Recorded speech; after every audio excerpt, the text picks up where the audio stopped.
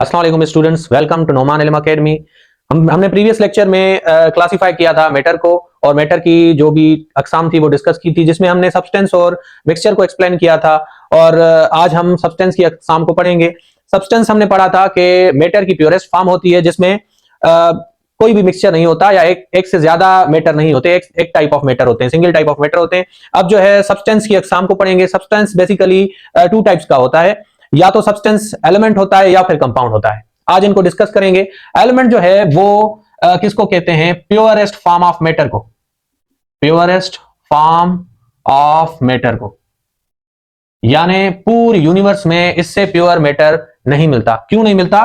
क्योंकि एलिमेंट्स जो होते हैं वो made up of same atoms, एक किस्म के एटम से बने होते हैं, हैविंग सेम एटॉमिक नंबर, जिनका एटॉमिक नंबर सेम होता है। अब एटॉमिक नंबर क्या है वो हम नेक्स्ट लेक्चर में डिस्कस करेंगे।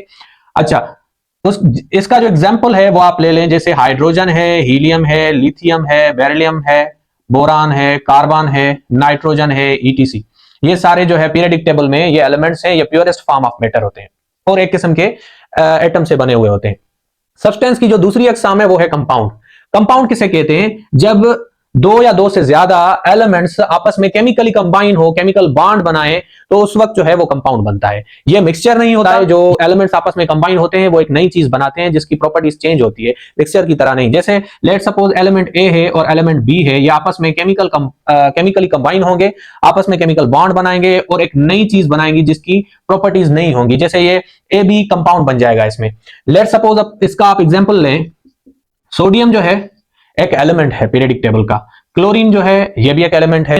जब ये दोनों एलिमेंट्स आपस में कंबाइन होते हैं तो सोडियम क्लोराइड एक कंपाउंड बनता है, सोडियम क्लोराइड। अब सोडियम क्लोराइड अगर देखें आप, तो हम डेली लाइफ में यूज करते हैं। जो साल्ट है उसमें सोडियम क्लोराइड होता है, ये हमें कोई नुकसान नहीं देता, उल्टा फायदा देता है। लेकिन अगर ये अलग अलग हो एलिमेंटल फॉर्म में तो ये डेंजरस है। मतलब जब इनको हमने कंबाइन किया तो एक नई चीज बनी, एक नया सब्सटेंस बना, उसको हम कंपाउंड कहते हैं। सिमिलरली अगर आप देखें हाइड्रोजन और ऑक्सीजन को, हाइड्रोजन भी गैस है, ऑक्सीजन भी गैस है, हाइड्रोजन हाईली फ्लेमेबल है। जब ये केमिकली कंबाइन होंगे तो वाटर बनेगा, और वाटर आपको पता है हम यूज करते हैं अपने ड्रिंकिंग पर्पस के लिए। तो जब दो एलिमेंट्स आपस में मिले या दो से ज्यादा और एक नई चीज बने विद डिफरेंट प्रॉपर्टीज, उसको हम कंपाउंड कहेंगे। और इसमें यह है कि न्यू सब्सटेंस बनता है, डिफरेंट प्रॉपर्टीज होती हैं,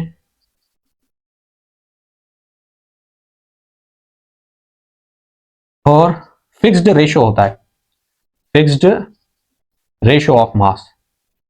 अब देखें, एग्जांपल दे देता हूं मैं रेशो का। अगर आप वाटर देखें H2O, तो वाटर में हाइड्रोजन 2 है और ऑक्सीजन 1 है। इसका जो रेशो है 2:1 है। अगर अब हम रेशो चेंज करते हैं, लेट सपोज H2O2 बना देते हैं, अब इसका रेशो 2:2 हो गया। रेशो चेंज करने से सब्सटेंस ही दूसरा बन गया, कंपाउंड ही दूसरा बन गया। ये वाटर है, ये हाइड्रोजन पेरोक्साइड है, ये एक अलग चीज है, एक अलग सब्सटेंस है। इसलिए सिर्फ ये लाजमी नहीं कि दो डिफरेंट आइटम्स हो, सॉरी दो डिफरेंट एलिमेंट्स हो, ये भी लाजमी है कि उनका फिक्स्ड रेशो हो। रेशो चेंज होगा तो कंपाउंड भी चेंज हो जाएगा। तो ये डिफरेंस होता है एलिमेंट और कंपाउंड में।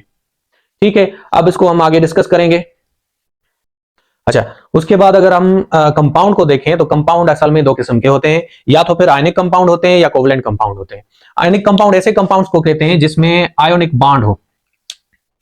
इनमें क्या होता है? आयोनिक बॉन्ड होता है। और कोवलेंट कंपाउंड ऐसे कंपाउंड्स को कहते हैं जिसमें कोवलेंट बॉन्ड हो।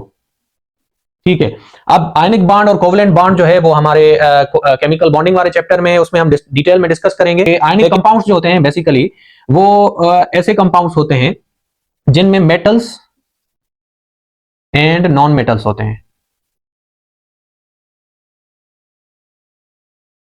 मेटल्स और नॉन मेटल्स होते हैं। दूसरा ये कि आयनिक कंपाउंड्स जो है ना वो एक क्रिस्टल की फॉर्म में होते हैं, उसमें एक क्रिस्टल लेटाइस बनता है। जैसे मैंने पिछले लेक्चर में एग्जांपल दिया था सोडियम क्लोराइड का, कि सोडियम जो है वो इस तरीके से क्यूब के क्रिस्टल की फॉर्म में होता है।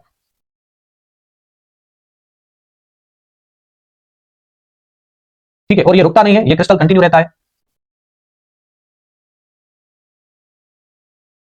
इस तरीके से, कंटिन्यू रहता है। तो ये जो होते हैं ये एक क्रिस्टल लेटाइस की फॉर्म में होते हैं और ये सेपरेट मॉलिक्यूल्स नहीं बना सकते। लेकिन अगर आप कोवलेंट कंपाउंड्स को देखें तो कोवलेंट कंपाउंड में बेसिकली नॉन मेटल्स होते हैं सिर्फ।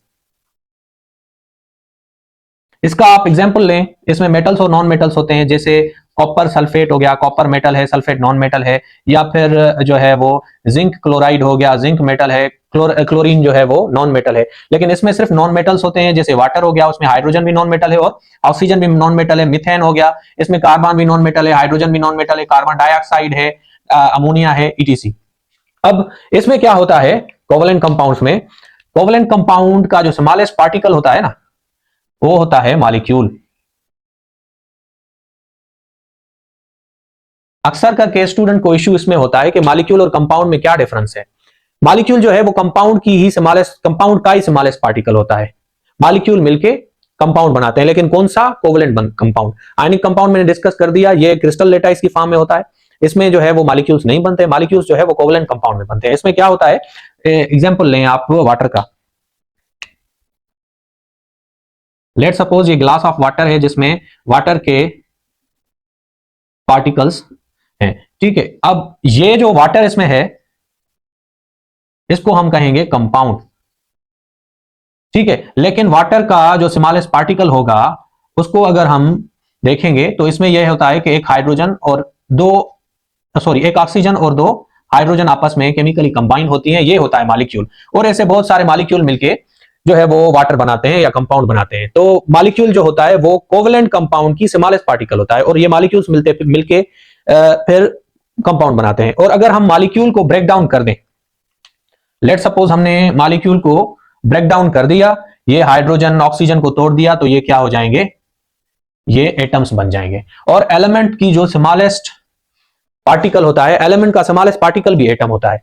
तो मैटर का जो स्मॉलेस्ट पार्टिकल होता है वो एटम होता है। और इस तरीके से होता है, वो मैंने एक्सप्लेन कर दिया है अच्छे तरीके से कि सब्सटेंस जो होते हैं वो दो किस्म के होते हैं, और उसमें आयनिक और कोवलेंट कंपाउंड्स, और फिर बाद में कोवलेंट कंपाउंड से मॉलिक्यूल, और मॉलिक्यूल की जो स्मॉलेस्ट पार्टिकल होता है वो एटम होता है। और एलिमेंट में तो होते ही सेम एटम्स हैं, तो एटम एलिमेंट का स्मॉलेस्ट पार्टिकल भी एटम ही होगा। लेकिन आयनिक कंपाउंड को अगर हम ब्रेक डाउन करेंगे तो इसमें से मॉलिक्यूल नहीं निकलेंगे, इसमें से निकलेंगे आयंस। आयंस जो होते हैं वो चार्ज पार्टिकल होते हैं, जैसे इसको आप ब्रेक डाउन करेंगे तो सोडियम पॉजिटिव आयन और क्लोरीन नेगेटिव आयन निकलेंगे, और इनको हम वापस एटम में कन्वर्ट कर सकते हैं। ठीक है, see you for the next lecture.